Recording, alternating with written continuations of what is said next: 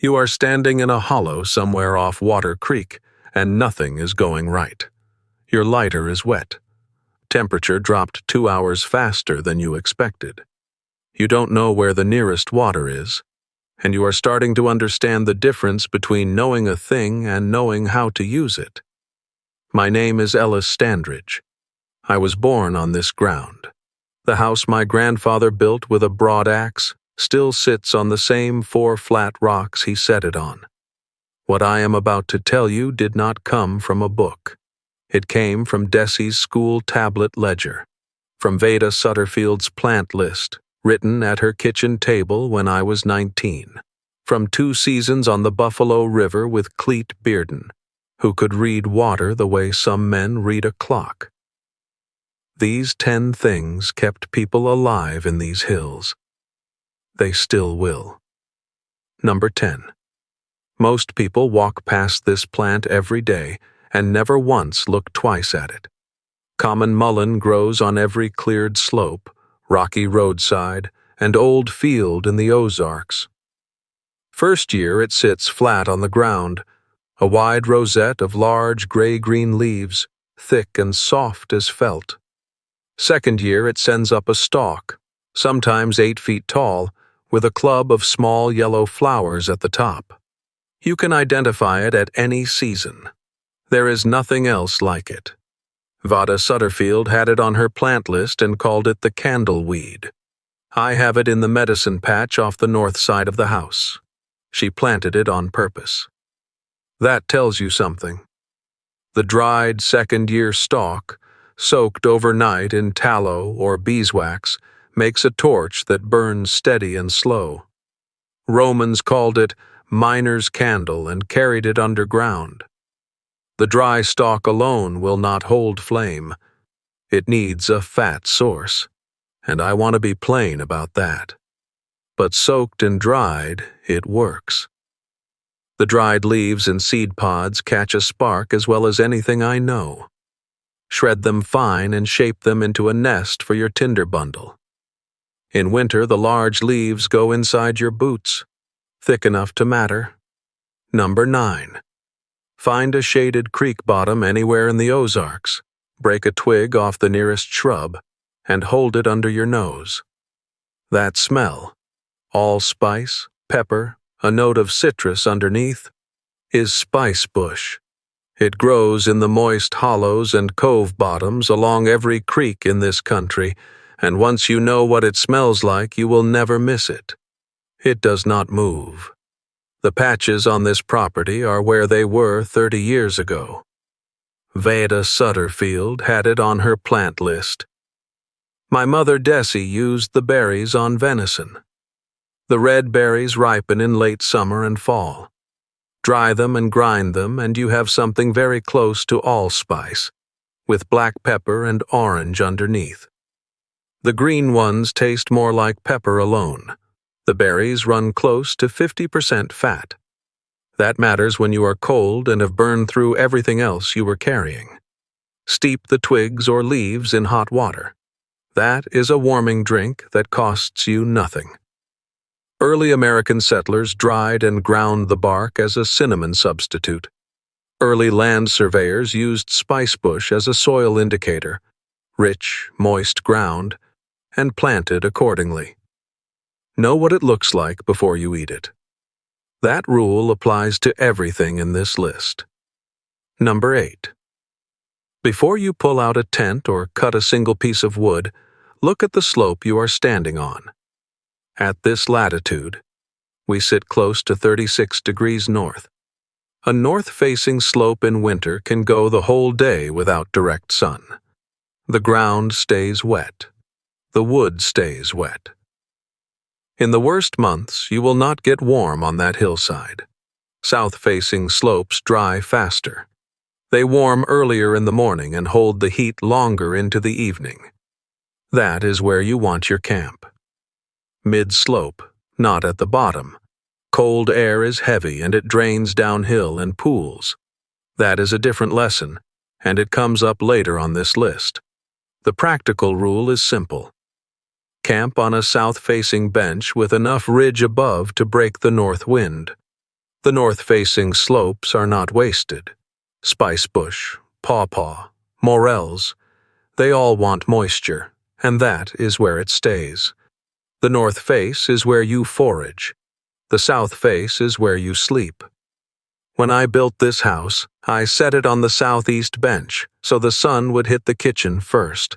My mother's garden sat on the same kind of bench above the old house. She had 50 years of entries to prove she was right. Number 7. You heard the principle in the last entry. Here is the sharper edge of it.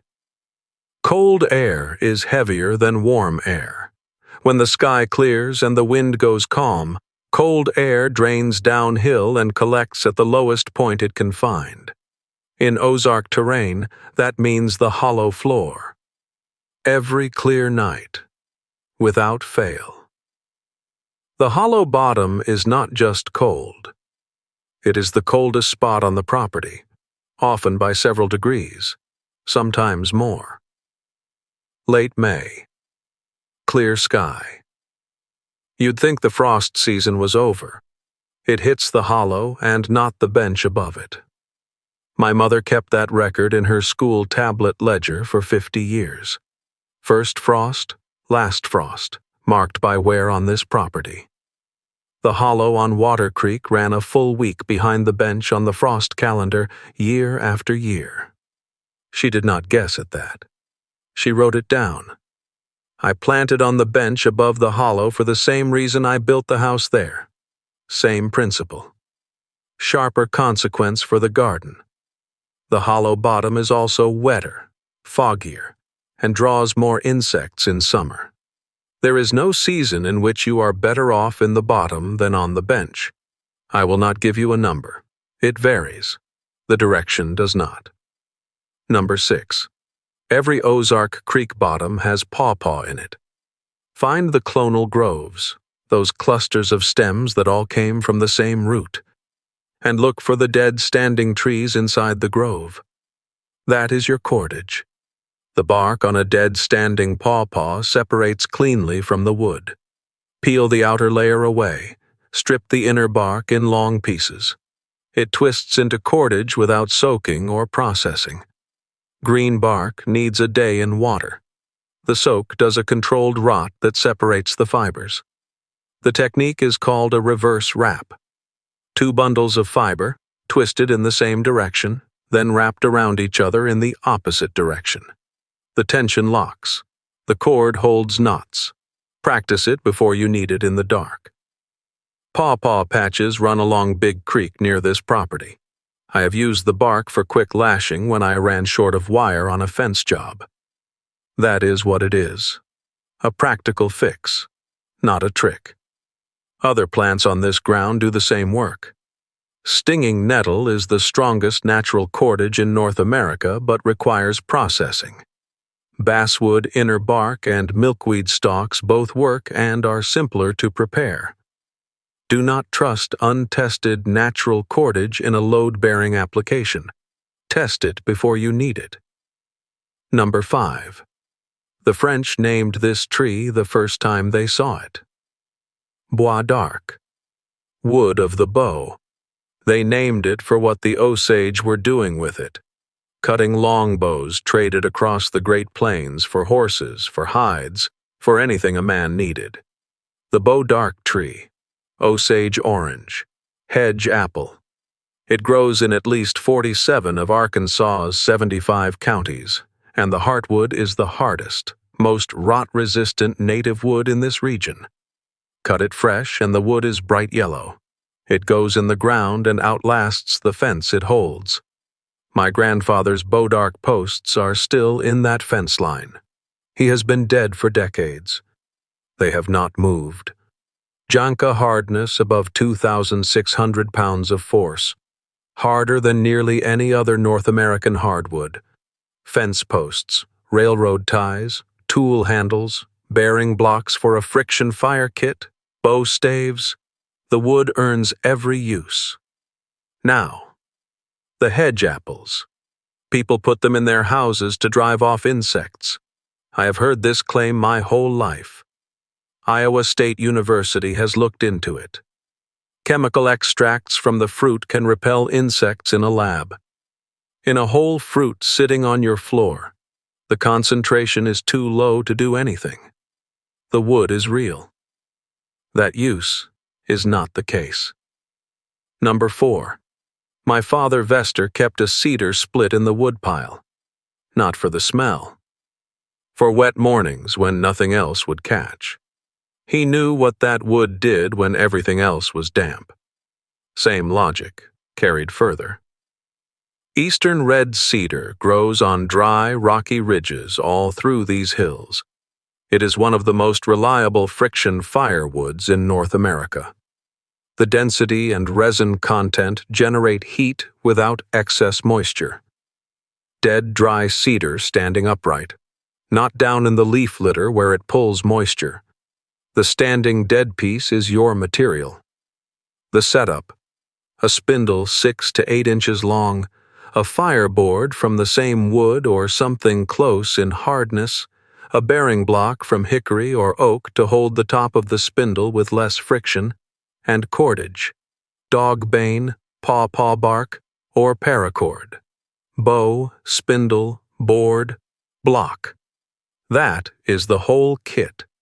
Your tinder bundle is dried mullein leaf, shredded cedar bark, and dried grass shaped into a bird's nest. You drill a coal into the notch of the fireboard, transfer it to the bundle, and blow. Steady breath. Controlled, not fast. The coal is not fire. That step matters, and most people skip practicing it. This skill does not work in wet conditions. Learn it dry, before you need it. Number 3. White oak, post oak, blackjack oak, red oak. 4 species on these ridges producing food every 2 to 3 years, heavy enough to fill a sack in an afternoon. The problem is tannins, bitter compounds that will upset your stomach. The fix is water. Tannins are water-soluble. You rinse them out. Shell the acorns, crack or grind the nut meat, soak in water. Change the water until the bitterness clears. Taste as you go, that is your test. Cold water takes longer. Boiling and pouring off the water is faster, but drops some nutrition.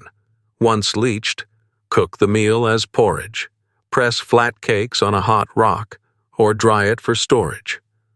White oak runs lowest in tannins and leaches fastest. Red oak and blackjack take more changes. White oak ripens in 1 season. Red oak takes 2 years on the tree. Throw out acorns with a black or gray interior. Do not eat unleached acorns. Ever. The leach water is an astringent. People used it on skin. Don't waste it. My mother tracked the mast years in her ledger, the heavy and the thin. I was at the Marshall station those same weeks with black walnuts, hands stained till Christmas. Same season, same hands. This food was not replaced. It was forgotten. Different things. Number 2. This one most people have never heard of. That is not a reason to discount it. That is the reason it is near the top of this list.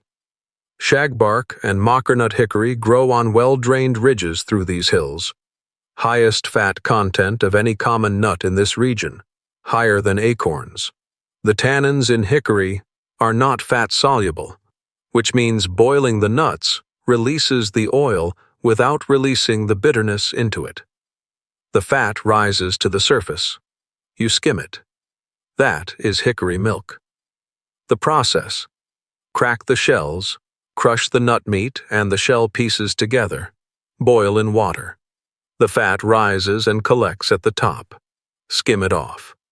That oil goes into corn porridge, into the pan, into anything that needs fat in a lean season. The Osage and the Quapaw knew this. Samuel Thayer documented it. The University of Arkansas has it in their ethnobotanical records. It did not disappear because it stopped working.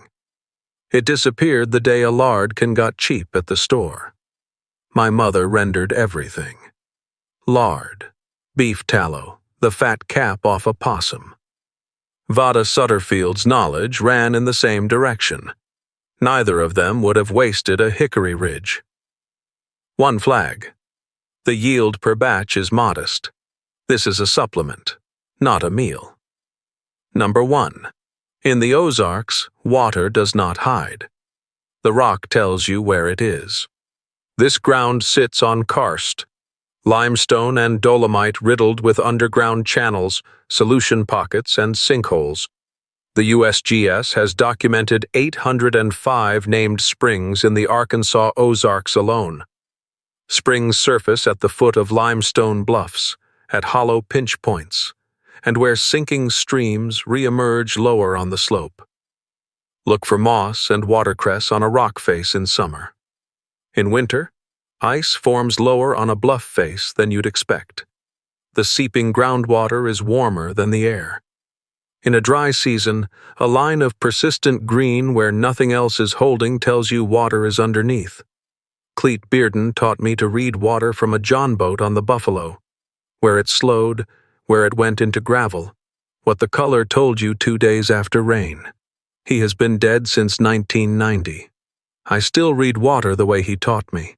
My mother's spring house sat over a natural spring cold enough to keep butter. I rebuilt it. I still test that water every year. Test yours too. Karst water moves fast and does not filter the way soil does. Many Ozark springs carry agricultural runoff and pathogens. Crystal clear is not safe. Treat every drop. None of these came from a book written by someone who had never been on this ground. They came from people who needed them. Vada Sutterfield. Cleet Bearden. My mother Desi, who wrote things down in a school tablet every week for 50 years because she knew forgetting was a kind of losing. That is not the same as reading about it. It is never the same. Leave me a comment below. Tell me one specific skill, plant, or trick your grandmother or grandfather used that you still use today. Not the general idea of it. The actual thing, the name of the plant, the step in the method, the tool they reached for. That is what I want to know, and subscribe to the channel. See you in the next one.